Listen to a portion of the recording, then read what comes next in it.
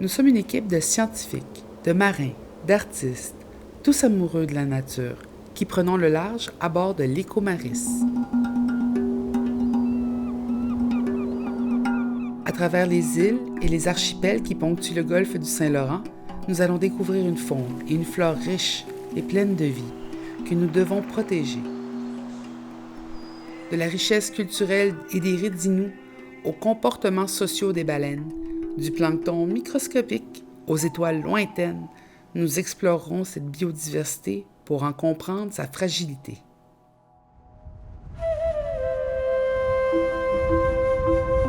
La mer, c'est vraiment comme un environnement à part. C'est ce qu'on vit sur l'eau, ça crée vraiment un clash entre les gens de la terre puis les gens sur l'eau.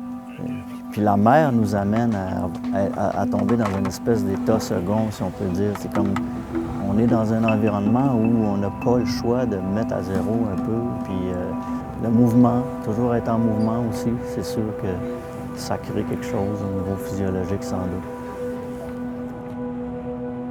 Depuis cette île, nous mettons le cap vers l'archipel Mingan et les aires protégées du golfe Saint-Laurent.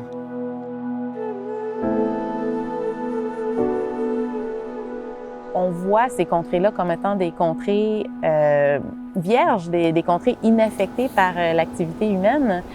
Et même si on est si loin de tout, on se rend compte que la trace de l'humain est encore bien visible.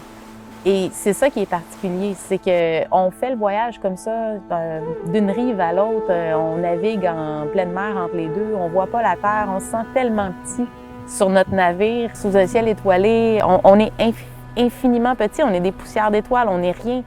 Puis quand on creuse un peu, on se rend compte qu'au final, on a un impact sur notre planète qui dépasse largement l'impact que n'importe quelle autre espèce a eu avant nous sur l'ensemble de l'écosystème.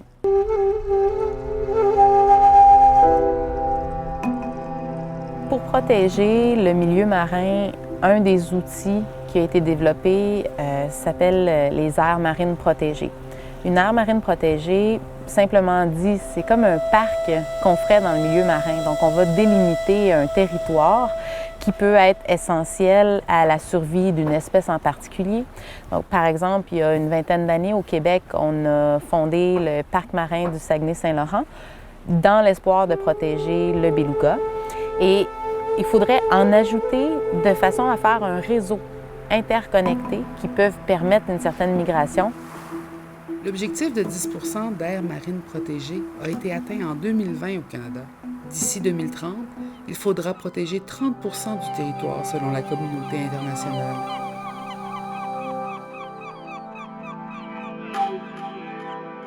Désigner des aires marines protégées aussi autour des zones, par exemple, qui peuvent recueillir des éponges ou des coraux, des organismes qui ne migrent pas, des endroits qui sont d'une très grande richesse pour la biodiversité, ça c'est important de les protéger. Il reste l'estuaire à protéger, peut-être autour des îles de la Madeleine, mais il reste encore tout le golfe qui doit être plus adéquatement protégé.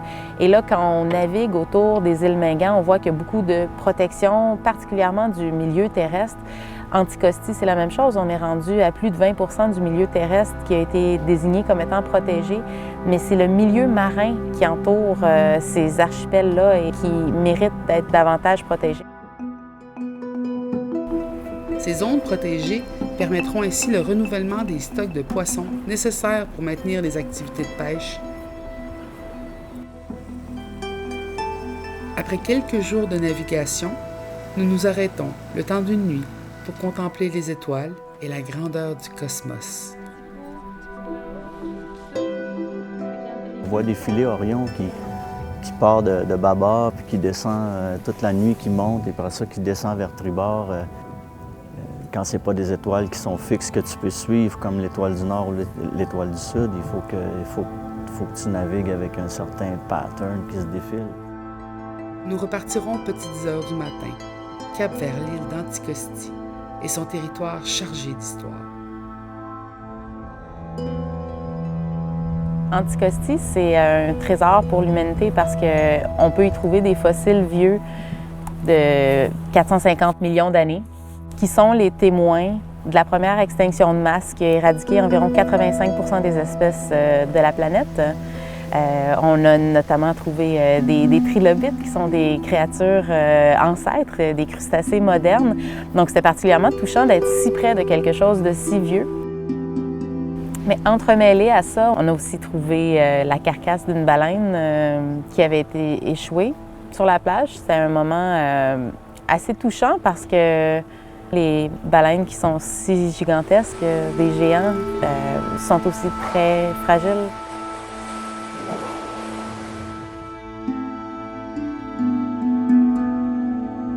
On fait partie d'un univers immense, mais on se rend compte souvent qu'on n'est rien dans cet univers-là, mais en même temps, on est tout parce qu'on en fait partie. C'est un petit peu comme le paradoxe entre prendre conscience que tu n'es rien, mais que tu es tout en même temps parce que tu fais partie de tout ça. Nous avons encore bien des aventures à vivre dans le Saint-Laurent. Protégeons-le davantage et surtout, protégeons-le bien.